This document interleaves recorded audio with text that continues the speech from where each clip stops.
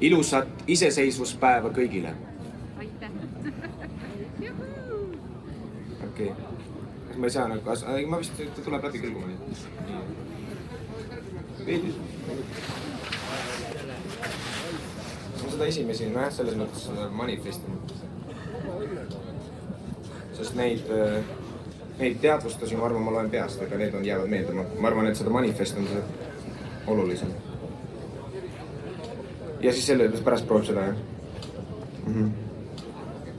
Jah, siit on hästi, ma arvan.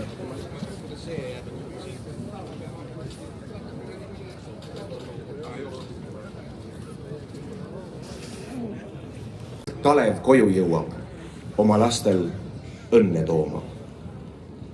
Ma pean lihtsalt vahepeal... Nojah, ega ta ei ole vist liiga madal.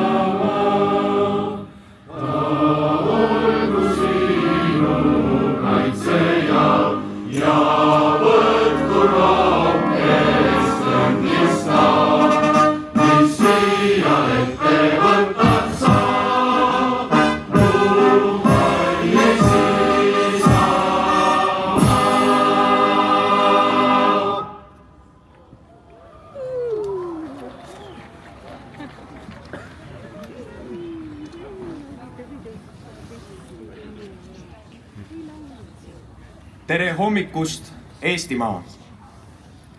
Ilusat iseseisvuspäeva kõigile!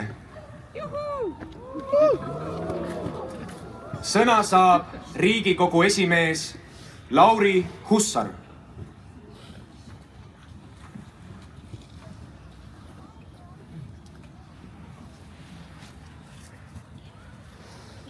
Eesti. Läbi esimese ilmasõja lahingute ja impeeriumite kokkuvarisemise tõusid sa julgelt ja tahtekindlalt oma õigustatud kohale maailma iseseisvate riikide peres, kus paikneb tänagi oma 107. sünnipäeval. See ime nõudis rahvalt otsustavust ja meelekindlust, ohvreid ja pingutust, aga ennekõike raudkindlat usku oma tulevikku. See usk ei jätnud sind, Eesti, ka kõige pimedamatel okupatsiooniaastatel. Ja tänu visale veendumusele ja vastupanule õnnestus su iseseisev olemine taastada ning Nõukogude impeeriumi surmakrampidest elujõulisena väljuda. Täna seisame vabalt ja ühtehoidvalt siin, Pika Hermanni jalamil. Me oleme hariduse ja tarkuse usku rahvas ning selle tulemused ei väljendu vaid PISA testide kõrgetes kohtades. Me oleme maailmale eeskujuks oma uuendusmeelsuse, avatuse ja põhimõtetega. Eesti, sa seisad kõrgelt ja kindlalt kõikides vabadust, õiguskindlust ja arengut mõõtvates edetabelites. Ja see kinnitab seda tohutut hoolt ja tööd, mida iga inimene on sinu ehitamisel teinud. Ja kuigi mõnikord on meel morn ja kuulab ka teravaid kriitikanooli meie elu ja arengute kohta, siis olen kindel, et oma sisimas on kõik meist ühel meelel. Eesti, sa oled maailma parim paik elamiseks.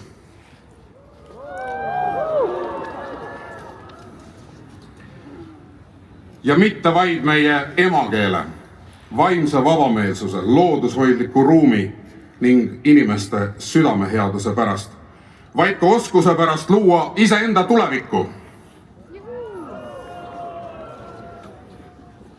Seega, Eesti, sa oled valmis järgmiseks arenguhüppeks. Su stardipositsioon selleks on hea, et teha seda nii hariduses, energeetikas, aga laiemalt majanduses ja meie elukeskkonna kujundamises. Meie tahe ja armastus oma maa vastu on see, mis juhib meid sellel teel. Eesti, sinu inimesed on aidanud täna 4. sõja-aastasse sisenenud Ukrainat rohkem kui ükski teine riik. Ühe inimese kohta on meie sõjamajanduslik toetus suurim. Suurim maailmas. Me teeme seda, sest me hoolime vabast maailmast ning teame ja tunneme Venemaa imperialistliku ja kuritegeliku iseloomu. Me tunneme Venemaa liidri Putini mordorlikku ja mõrvarlikku loomust. Me ei soovi ühelegi inimesele ega demokraatlikule rahvale saatust gulaagis. Samuti teame me Moskva usujuhtide pimedat imperialismi armastust, mis kirjeldab sõjakuritegusid kui lunakirja paradiisi pääsemiseks. Ja meil ei teki ealeski segadust mõistetega nagu agressor, diktaator või sõjakurjategija. Meie teame ka seda, et Venemaaga on võimalik sõlmida rahu meie tingimustel. Jaan Poska eestvedamisel sõlmitud Tartu rahuks lõid tingimused, Eesti sõjaline üleolek, meie liitlaste toetus ning mõjuvad majandussanktsioonid. Ainult selline valem saab olla teekaart, mis tagab püsiva rahu ka Ukraina jaoks. Selleks tuleb kõigil vaba maailma riikidel ja rahvastel end kokku võtta ja jätkata pühendunult Ukraina toetamist, sest muidu vabadus kaob. President Lennart Meri on hõbevalge pintsliga Eesti tarvis kirja pannud read. Me pole mitte maailma äärel, vaid maailma keskel. Me oleme alati olnud siin, alati osa millestki suuremast. Ning see teadmine annab meile õiguse vaadata tulevikku sirge seljaga. Meie armastus sinu vastu, Eesti, ja meie armastuses sinu vastu, Eesti, on hoolivust, kindlat meelt ja julgust.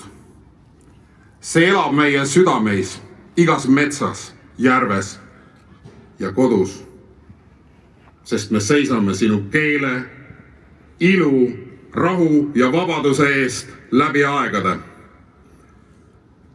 Kallis Eesti rahvas! Head vabariigi aastapäeva ja elagu Eesti!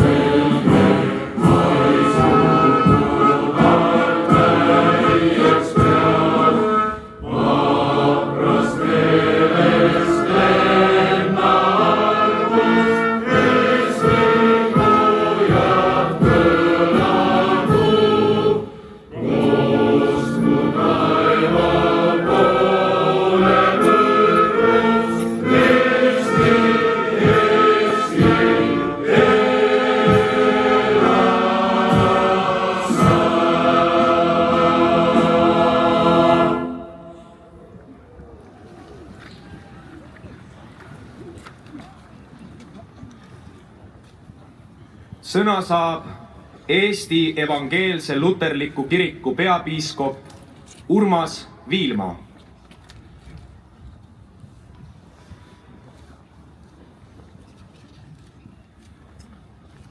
Armsad sõbrad,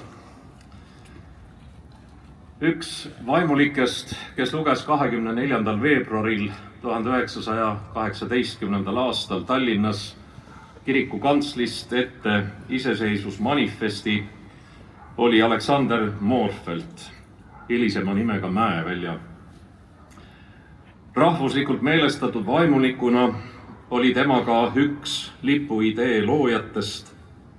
Ta oli ka üks üliõpilasseltsi värvide väljavalimise, sinimustvalge lipu sünni, selle valmistamise ja õnnistamise juures viibijatest. Ta on meenutanud lipuvärvide väljavalimist 1881. aastal nõnda, tsiteerin. Värvid pidid kajastama meie rahva iseloomu ja aateid, mõjustatud olema meie rahvariietuse värvidest, peegeldama kodumaa ilmastikku ja loodust selle talvise valge lumekattega ja suvise sinise taeva võlviga, sünge sügisega ja rõõmul sätendava kevadega. Värvid pidid omavahel kooskõlas olema. Täna siin Pika Hermanni jalamil seistes võime üsna enesekindlalt nentida, et lipule õigete värvide väljavalimine õnnestus 144 aasta eest väga hästi. Täna seome Eesti lipu värve nii oma rahvusliku identiteedi, Eesti kauni looduse, meie palju kannatanud rahva saatuse, aga ka lugematu arvu rõõmsaks tegevate saavutuste, nagu ka helge ja lootusrikka tulevikuga. Ei leidu ilmselt eestlast ja paljusid teisi eestimaalasi, kes ei peaks meie lipuvärve maailma kaunimateks. Jäägu see nii aegade lõpuni, et oma lippu masti tippu tõmmates heiskame selle värvikombinatsiooni endiselt ja alati ka oma südames. Õnnistagu seda lippu, meie vaba riiki, rahvast ja juhte, kõige väeline kolmainus Jumal, Isa, Poeg ja Püha Vaim. Aamen.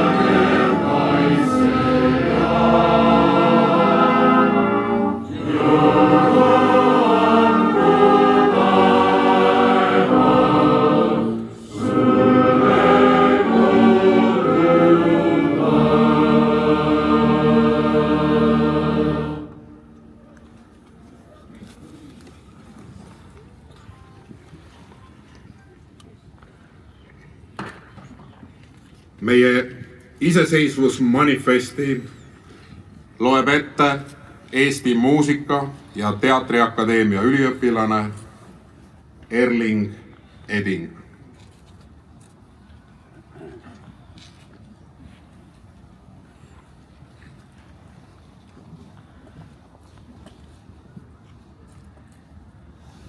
Eesti Maapäeva Vanemate Nõukogu 24. veebruar 1918. Manifest kõigile Eestimaa rahvastele. Eesti rahvas ei ole aastasadade jooksul kaotanud tungi iseseisvuse järele.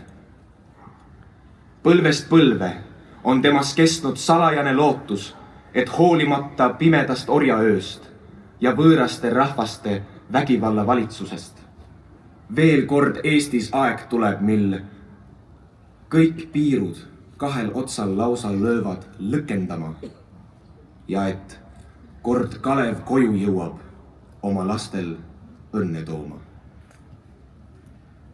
Nüüd on see aeg käes. Ennekuulmata rahvaste heitlus on Vene tsaaririigi pehastanud alustoed põhjani purustanud. Üle Sarmaatia lagendiku laiutab end hävitav korralagedus, ähvardades oma alla matta kõiki rahvaid, kes endise Vene riigi piirides asuvad. Lääne poolt lähenevad Saksamaa võidukad väed, et Venemaa pärandusest omale osa nõuda ja kõigepealt just Balti mere rannamaid oma alla võtta. Sel saatuslikul tunnil on Eesti maapäev kui maa ja rahva seaduslik esitaja ühemeelsele otsusele jõudes rahvavalitsuse alusel seisvate Eesti poliitiliste parteide ja organisatsioonidega, toetades rahvaste enesemääramise õiguse peale, tarvilikuks tunnistanud Eesti maa ja rahva saatuse määramiseks järgmisi otsustavaid samme astuda.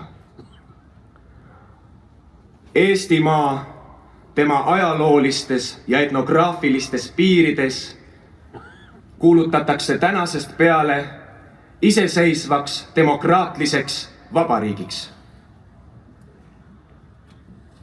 Iseseisva Eesti Vabariigi piiridesse kuuluvad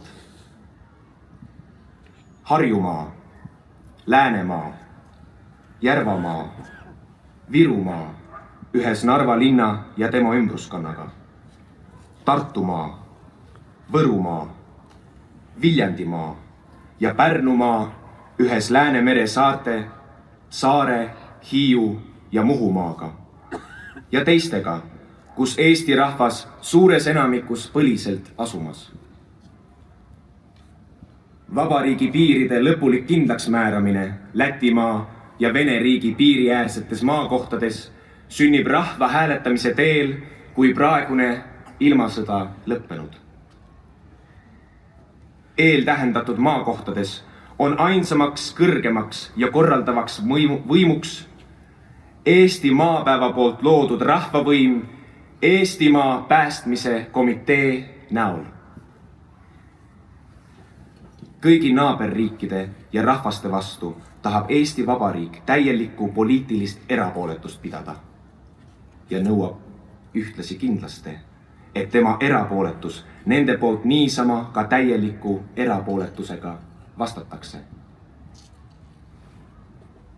Eesti sõjavägi vähendatakse selle määrani, mis sisemise korra alalhoidmiseks tarvilik.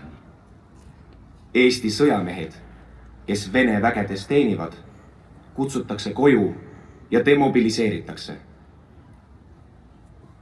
Kuni Eesti asutav kogu, kes üleüldise, otsekohese, salajase ja proportsionaalse hääletamise põhjal kokku astub, maa valitsemise korra lõpulikult kindlaks määrab, jääb kõik valitsemise ja seaduse andmise võim Eesti maapäeva ja selle poolt loodud Eesti ajutise valitsuse kätte, kes oma tegevuses järgmiste juhtmõtete järele peab käima. Esiteks. Kõik Eesti Vabariigi kodanikud usu, rahvuse ja poliitilise ilmavaate peale vaatamata leiavad ühtlast kaitset vabariigi seaduste ja kohtute ees. Teiseks. Vabariigi piirides elavatele rahvuslistele vähemustele, venelastele, sakslastele, rootslastele, juutidele ja teistele kindlustatakse nende rahvuskultuurilised autonoomia õigused. Kolmandaks. Kõik kodanikuvabadused, sõna, trüki, usu, koosolekute, ühisuste, liitude ja streikide vabadused, niisama isiku ja kodukolde puutumatus peavad kogu Eesti riigi piirides vääramata maksma seaduste alusel, mida valitsus viibimata peab välja töötama. Neljandaks. Ajutisele valitsusele tehtakse ülesandeks viibimata kohtuasutusi sisse seada kodanikude julgeoleku kaitseks. Kõik poliitilised vangid tulevad otsekohe vabastada. 5. Linna, maakonna ja valla omavalitsuse asutused kutsutakse viibimata oma vägivaldselt katkestatud tööd jätkama. 6. Omavalitsuse all seisev rahvamiilits tuleb avaliku korra alalhoidmiseks otsekohe elusse kutsuda.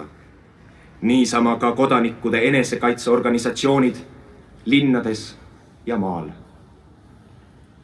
7. Ajutisele valitsusele tehtakse ülesandeks viibimata seaduse eelnõu välja töötada maaküsimuse, tööliste küsimuse, toitlusasjanduse ja rahaasjanduse küsimuste lahendamiseks laialistel demokraatilistel alustel. Eesti,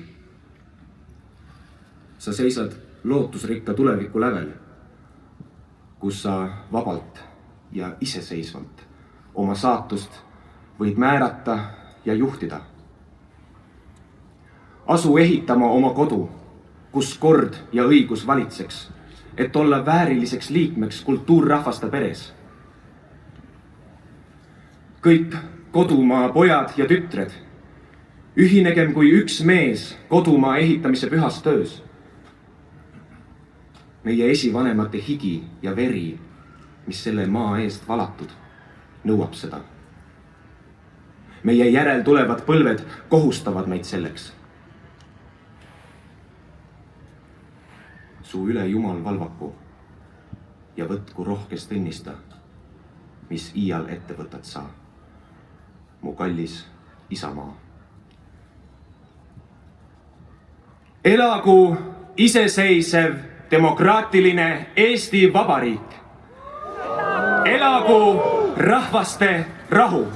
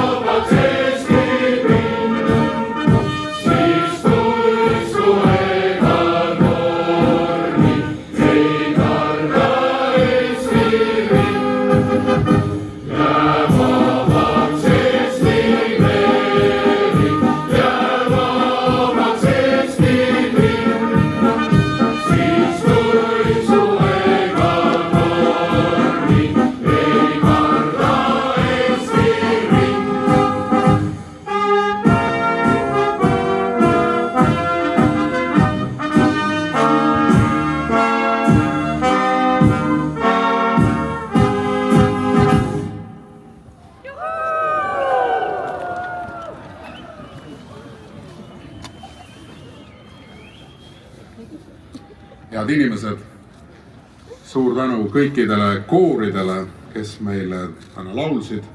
Suur tänu orkestrile ja loomulikult suur tänu teile kõikidele, kes te tulite täna pidulikult siia Eesti riigilippu heiskama. Aitäh! Ja head inimesed, sellist lipumerd me iga päev ei näe. Tervitame Eestit ühe korra!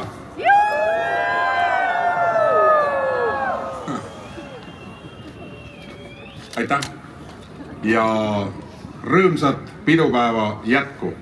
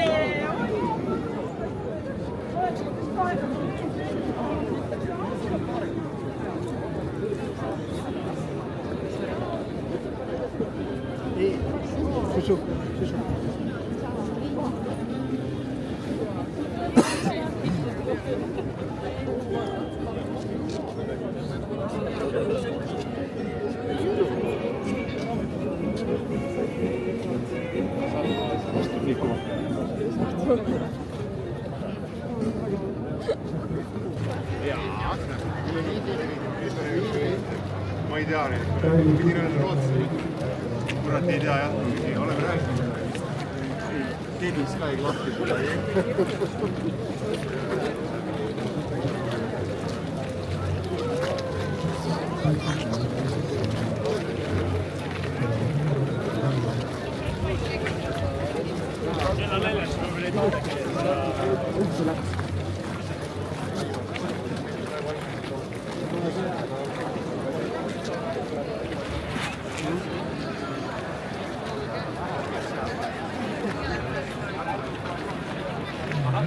hea näide.